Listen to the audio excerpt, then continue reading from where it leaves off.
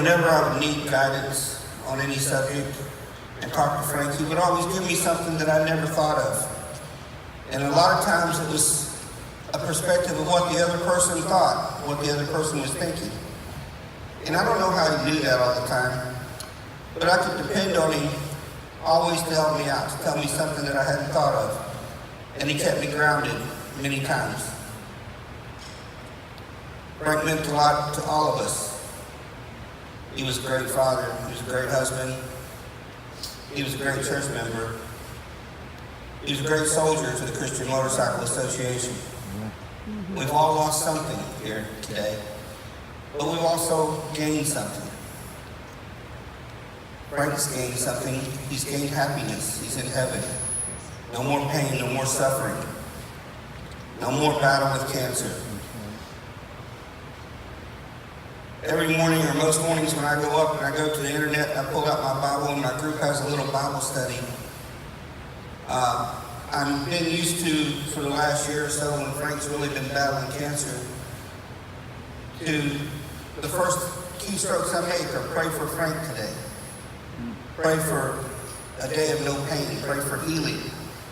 Because that's what God intends us to pray for. And it really hit me a couple mornings ago when I went to do those same things, and I pulled up my computer and my fingers naturally went to those same keystrokes. Pray for Frank. But then I realized that I didn't need to pray for Frank anymore, because he was in heaven. That's when the loss really hit me. But that's when the gain hit me as well, because I realized that the roles were now reversed. Because Frank was in heaven, interceding and praying for all of us. He has a wonderful family. He's watching on them every day. He's watching us. He's looking down on us. He's praying for us, interceding for us the same way we pray for him. And that's a great thing to have in heaven. Somebody like Frank Neat looking down over us. He was a dedicated husband. I know every time we went out somewhere, he was always talking about Esperanza.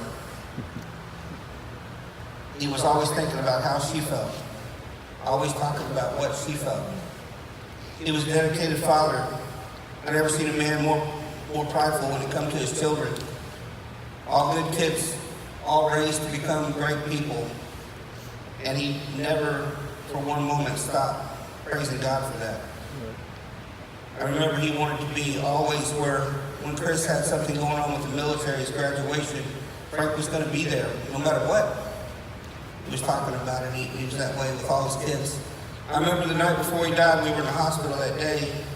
Everybody was in the room talking, and Frank was there, and he was coming in and out. He would carry on in the conversation just to let us know he was still there.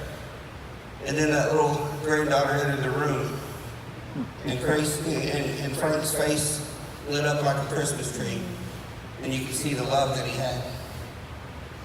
There was still a lot of life left in him, even then, when she walked in the room. Later on that night, about 12 or 1 in the morning, when Chris got off that plane and we were up there again, that same light came on his face. And I never will forget that. One of the things that I gained from Frank is the knowledge that Frank isn't gone, he's in heaven. And we carry a piece of Frank with us every day. You see, Frank lived a life that was exemplary. I've never been more sure of where a person is than I am of Frank Neat. Because of the way he lived his life, because of the way he loved Jesus, I know for a fact that he's in heaven. I don't have to wonder about that, and neither do you. But as I walk through my days now, as we walk through and we carry on with life, a piece of Frank will be with us every day, helping us and guiding us. And if I could live the way he lived, that would be amazing. And I think he gave that trait to all of us. Each day we wake up and we go forth from here on out. We got to know how Frank lived. We got to know what he gave us.